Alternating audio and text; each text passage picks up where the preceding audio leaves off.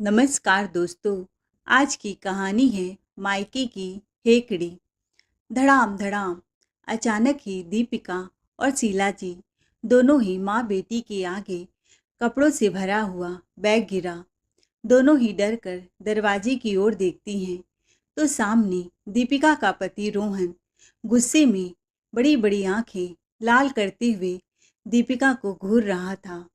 अचानक दामाद का इतना गुस्सा भरा रूप देखकर शीला जी डर जाती हैं और उनके हाथ से चाय का कप छूट कर नीचे गिर जाता है। फिर भी बड़ी हिम्मत करके उन्होंने रोहन से बोला, दामाद जी, यह क्या तरीका है? और यह बैग और दो दो सूटकेस किसका है? माँ जी, यह बैग तो आपकी बेटी का है और यही तरीका इसके लिए सही है। आज तो मैंने कपड़ों से भरा बैग और सूटकेस फेंका है। अगर आपकी बेटी की यही हरकत रही तो पूरे रास्ते में थप्पड़ से मारते हुए मैं यहाँ पर फेंक कर हमेशा के लिए चला जाऊँगा। बस दामाद जी, बहुत बोल लिया। अपना ज़बान संभाल कर बोलिए। आप मेरी बेटी के बारे में बात कर रहे हैं। बेटी है वह मेरी, आपके घर की नौकरानी नहीं। इसका मतलब यह नहीं कि आप जैसे चाहें उसे वैसे रखेंगे। हम अभी जिंदा हैं। आपकी जगह कोई और होता तो उसकी जुबान ही खींच लेती। आप हमारी बेटी के साथ ऐसा कुछ भी नहीं कर सकते हैं, समझे आप? बहुत लाड से पाला पोसा है। जी माँ जी, बिल्कुल समझ गया। और आज तक तो जो नहीं समझा था, आज आपकी बात सुनकर, आपकी अकड़ देखकर वह भी समझ गया।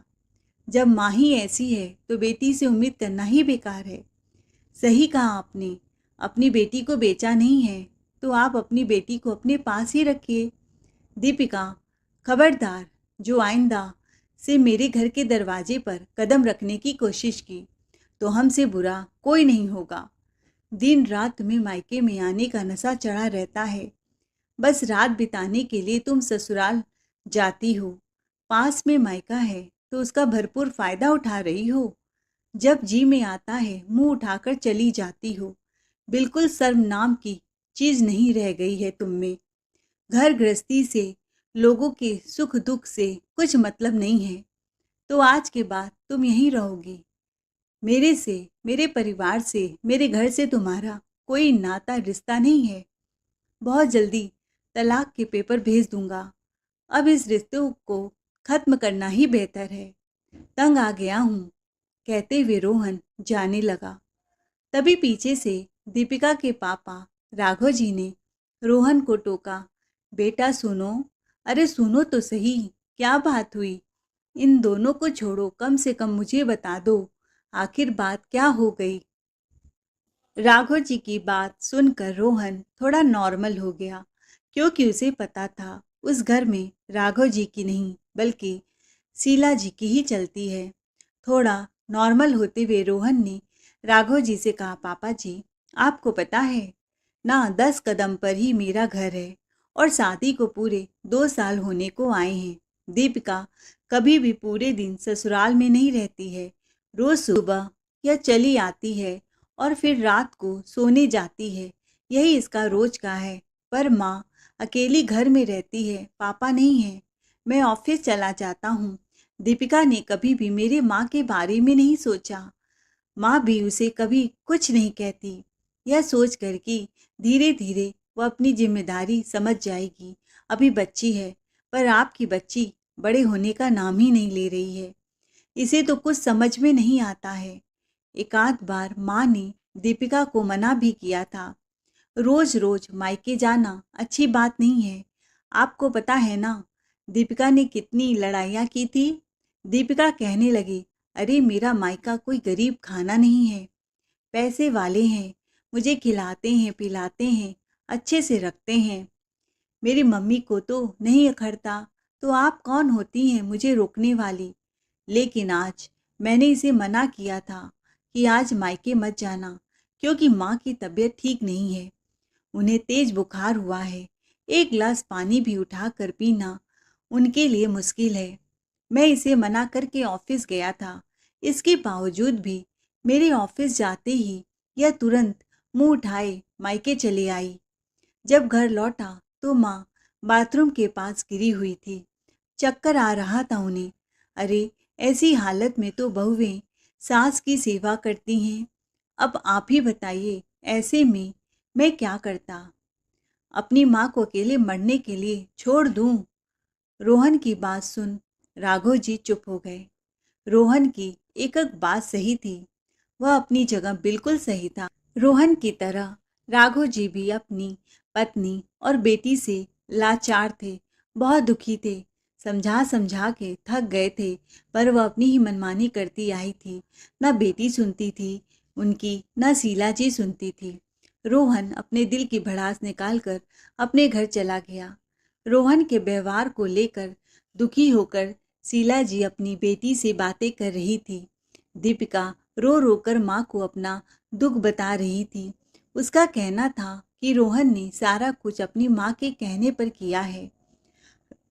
रोहन की माँ की कोई तबीयत खराब नहीं है, वह जानबूझकर नाटक कर रही हैं हम दोनों के बीच में झगड़ा कराने के लिए।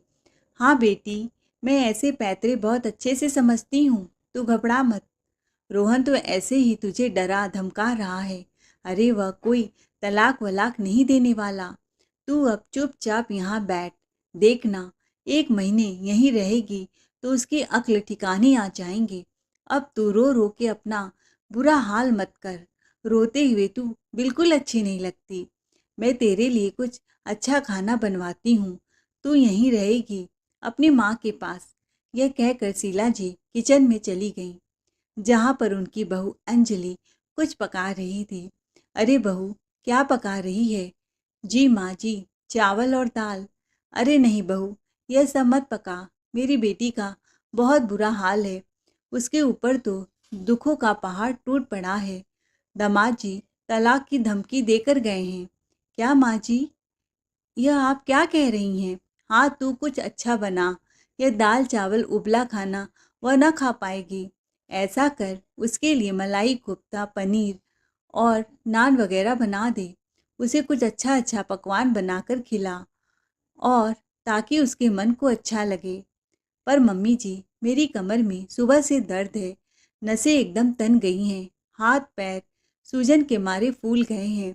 मेरा 8वां महीना चल रहा है। इतना काम अकेले कैसे कर पाऊंगी? इतनी भयंकर गर्मी है। थोड़ा काम करती हूँ कि हाँफने लगती हूँ। मम्मी जी, अरे बहू, तुम बस अपना ही रोना लेकर बैठ गई। देख नहीं रही है बेचारी के ऊपर क्या बीत रही है? तुझे तो उसे खुश रखना चाहिए, और तू खाना बनाने से मना कर रही है। थोड़ा हाथ पैर चला लोगी तो कुछ भी बिगड़ नहीं जाएगा। अब बहानेबाजी बंद करो और कुछ मीठा भी बना लेना। जब से प्रेग्नेंट हुई हो बहुत नाटक करने लगी हो। मम्मी जी, दीदी तो हर रोज़ यहाँ आती हैं और उनके लिए मैं हमेशा कुछ न कुछ बनाती हूँ, पर आज मेरी तबीयत सच में सही नहीं है, इसीलिए आज मैं दाल चावल बना रही थी। बड़ी मुश्किल से यह भी बना पाई हूँ। आपको मेरी तकलीफ नहीं दिखती? मेरी तबीयत सही नहीं है। अब तू भी तबीयत का रोना लेकर बैठ गई। उधर दामाद जी अपनी माँ की तबीयत का रोना लेकर बैठे हैं। इधर तू भी बैठी है। सबकी तबीयत ही खराब है। शीला जी गुस्से में बोली, बहू, जो जो बोला है उसे बना दे, और कुछ मीठा भी बना देना। कोई बहाना मैं नहीं सुनने वाली। अंजलि भी डर कर कुछ न बोली। और एक बात और सुन, तू और मेरा बेटा पवन आज हॉल में ही सो जाना। दीपिका को एसी में मज़े से सोने दे। उसके कमरे की एसी खराब है। अब भाभी है तो इतना तो उसके लिए कर सकती हो ना। अंजलि को अपनी सासू माँ शीला जी की बातें बहुत बुरी लगी, क्योंकि वह हॉल में नहीं सोना चाहती थी। खाने तक तो ठीक था, वह मैनेज कर लेती, पर कमरा भी खाली कर देना। पर सासू माँ के आगे उसकी एक न चलती, इसीलिए उसने चुप रहना ही ठीक समझा। वहीं पास में बैठा अंजलि का पति पवन, मतलब शीला जी का बेटा, कब से बड़े ध्यान से सब बातें सुन रहा था कि जीजा जी कितने गुस्से में आज घर में उसकी बहन का सूटकेस पटक कर गए हैं। हॉल में कब से माँ बेटी दोनों का तमाशा देख रहा था। माँ समझा रही थी दीपिका को, चिंता मत कर, सब ठीक हो जाएगा। उन लोगों ने जो जो ड्रामा किया है ना, अब मैं उनको अच्छे से सबक सिखाऊंगी। शीला जी अपनी बेटी दीपिका से कहती हैं, चुप हो जा मेरी बेटी, कल हम शॉपिंग करने मॉल चलेंगे। तू जी भर के शॉपिंग कर लेना और वहाँ की फेमस पानी पूरी भी खा लेना, तुझे पसंद है ना। उसके बाद अपनी सहेली के घर चली जाना। अब खुश है ना बेटी। यह सारे नौटंकी देखकर पवन को अपनी माँ के ऊपर बहुत गुस्सा आया। वह सीधे अपनी माँ शीला जी और दीपिका के पास जाता है, जो हॉल में बैठी रोहन के व्यवहार को लेकर दुखी होकर बातें कर रही थी और जीजा जी की माँ को बहुत अपशब्द बोल रही थी। पवन वहीं से गुस्से में अपनी पत्नी अंजलि को बुलाता है और कहता है, अंजलि, आज के बाद तुम अपना और मेरी मम्मी पापा का खाना बनाओगी और एक भी रोटी ज़्यादा नहीं बननी चाहिए, उतनी ही बननी चाहिए जितना हम चारों खा सके। किसी पांचवे के लिए तुम्हें खाना बनाने की ज़रूरत नहीं है, ना काम करने की ज़रूरत है। तुम किसी की नौकर नहीं हो। अचानक ही बेटे का बदला रूप देखकर शीला जी हैरान हो जाती हैं। वह हैरानी से पवन से कहती हैं, अरे बेटा रोहन, कम था जो तुम भी शुरू हो गए। एक अपने जीजा को देखो, अपनी पत्नी को पैरों की जूती तक नहीं समझता है। यहाँ सबके सामने उसको जलील अपमान करके गया है और एक तुम हो कि जोरू के गुलाम बन रहे हो। अभी तुम्हारी शादी हुए 1 साल ही हुए हैं कि तुम अपनी पत्नी का पल्लू ही पकड़ कर बैठ गए हो। तुम्हारा दिमाग काम नहीं कर रहा है। 4 नहीं, हम 5 लोग हैं इस घर में। दीपिका भी है, दिखाई नहीं दे रहा है? नहीं माँ, बिल्कुल दिखाई नहीं दे रहा है। दीपिका की शादी हो गई है, वो अपने घर में रह सकती है। रोज़ रोज़ यहाँ पर आने की ज़रूरत नहीं है। और अगर इसे रोज़ रोज़ यहीं रहना है तो अपना काम खुद करे, खाना भी खुद बनाए खाए, बर्तन भी साफ करे, किचन भी साफ करे। मेरी पत्नी नौकर नहीं है इसकी, जो इसके लिए नए नए तरह तरह के पकवान बनाएगी। और अगर आपको भी दिक्कत है तो आप खुद अपना और दीपिका दोनों का खाना बना लो। और आज के बाद दीपिका की और मेरी पत्नी की तुलना कभी मत करना। भैया, यह आपको क्या हो गया है? आप तो ऐसे नहीं थे। आप माँ से ऐसी कैसे बात कर सकते हो? और भाभी के होते हुए माँ खाना क्यों बनाएगी? क्या फायदा बहू होने का फिर? अच्छा, तुझे भाभी के टाइम पर तो बहू का फर्ज बड़ा अच्छे से याद है और खुद के टाइम पर बहू का फर्ज भूल जाती हो। मेरी पत्नी सास ननद की सेवा करे क्योंकि उसकी सास तुम्हारी माँ है। तुमने कितनी बार अपनी सास की सेवा की?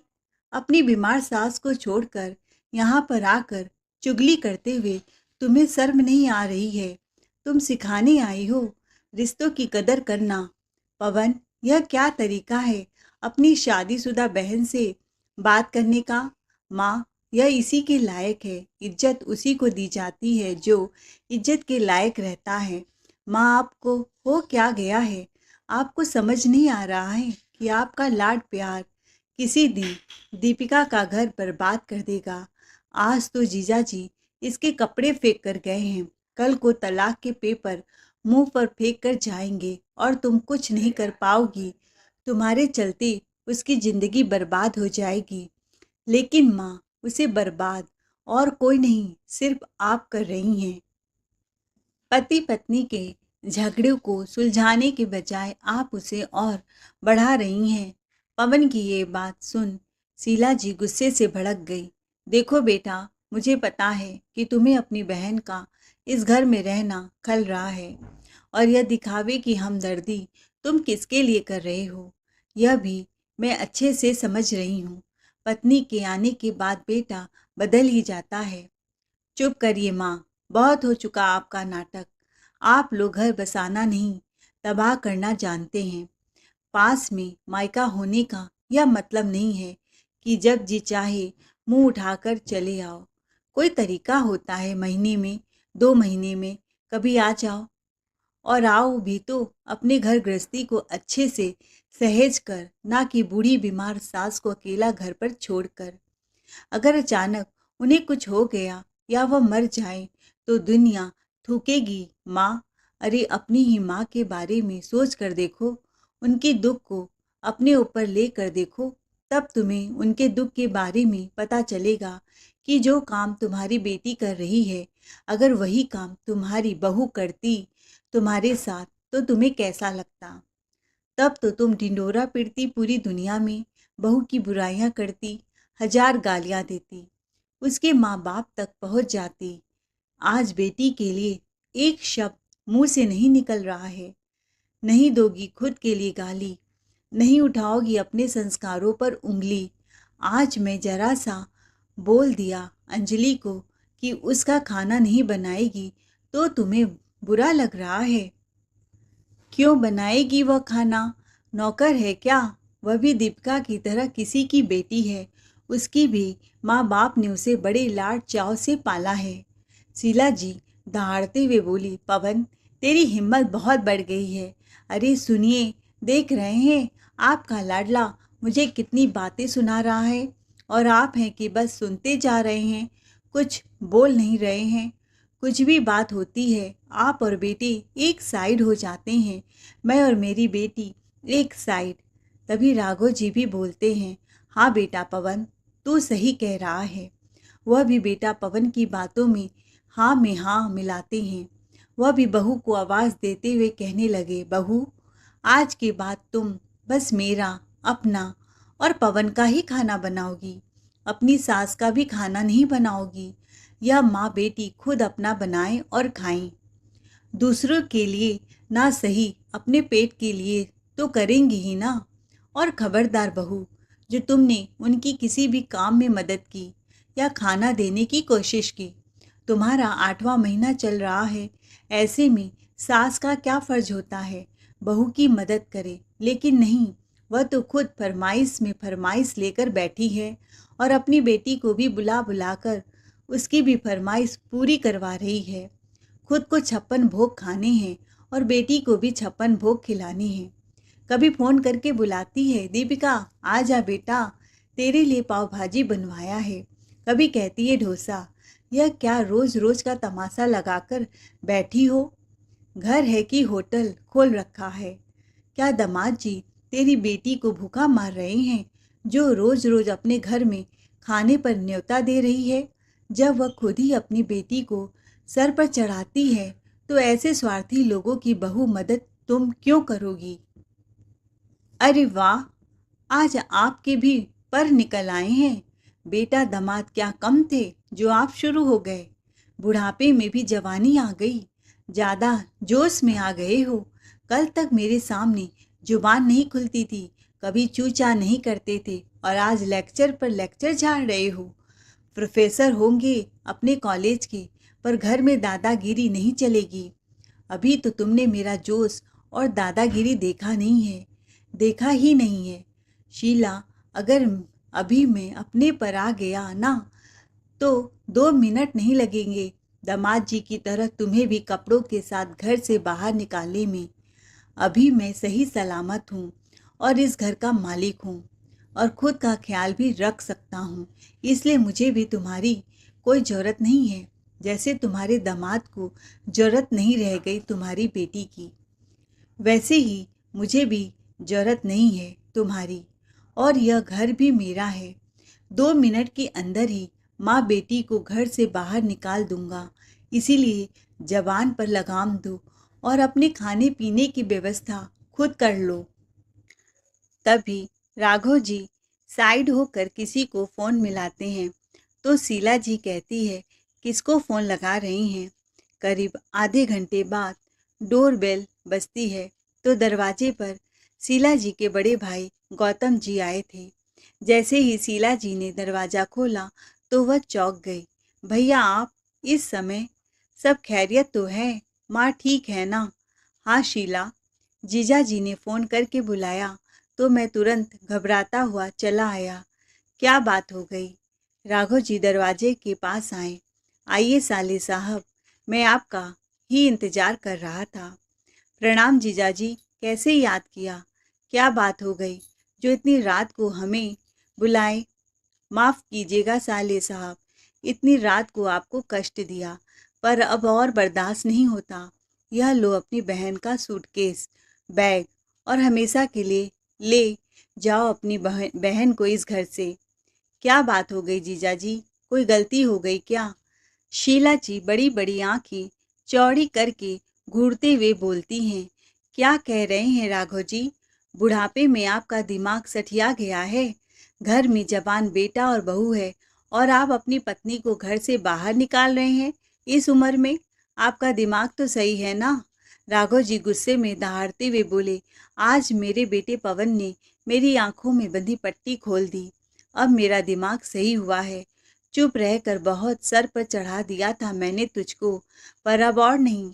अभी तक तुम अपनी मनमानी करती आई हो, पर अब तुम्हारी नहीं चलेगी। तुम माँ बेटी यहाँ से जा सकती हो।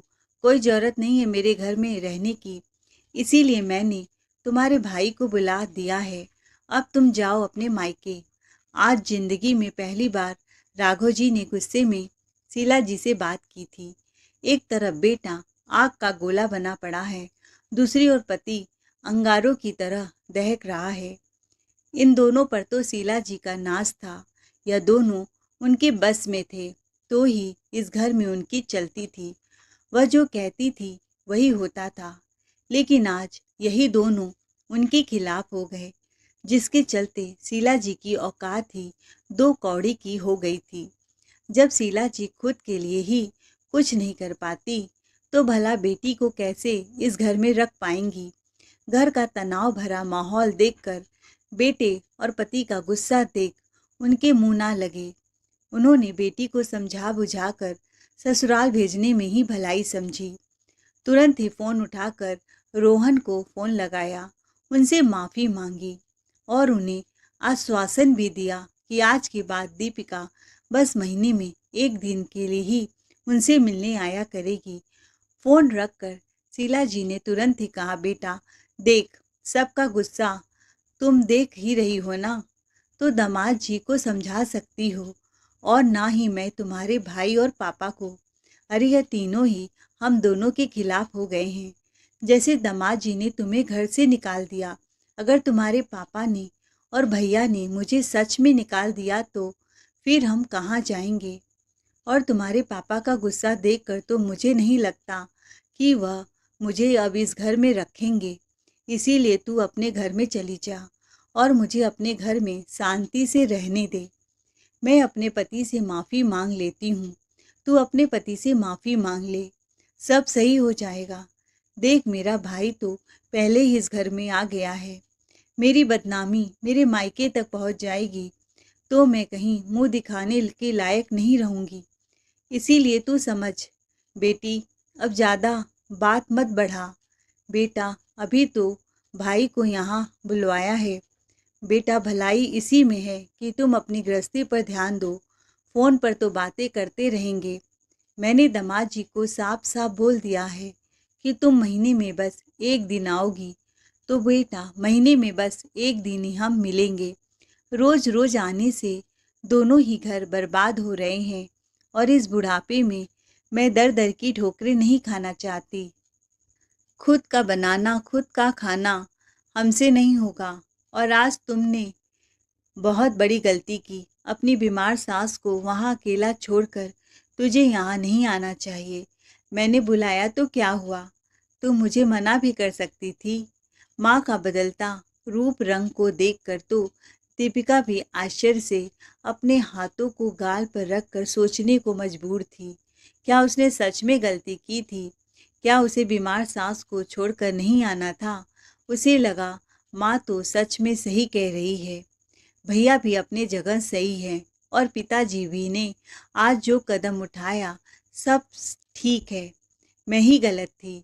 एक तो पहले से ही माहौल इतना बिगड़ा हुआ था, दूसरा पति, पापा और भैया सबका व्यवहार देख दीपिका को लगा कि सच में अगर रोहन की तरह भैया और पापा ने भी माँ के साथ उसे घर से निकाल दिया तो फिर वो कहाँ जाएगी?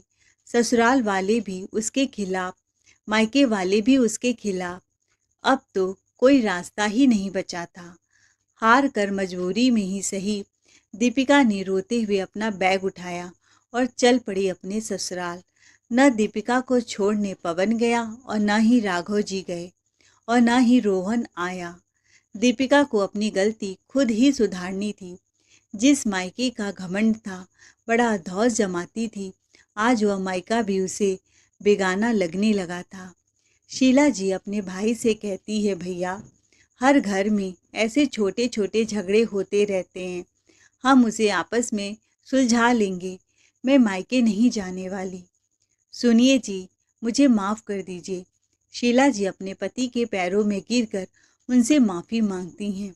यह सब देखकर पवन, राघव जी और गौतम जी हंस रहे थे, क्योंकि राघव जी ने तो बस एक हुक्म का पत्ता फेंका था, एक चाल चली थी शीला जी को और उनकी बेटी को सही रास्ते पर लाने के लिए, जो कि वह उसमें कामयाब हो गए थे।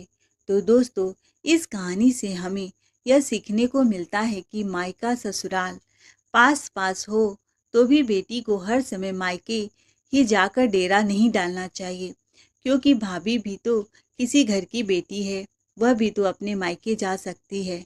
सच्चा सुख अपने घर गृहस्थी को संभालने में ही होता है।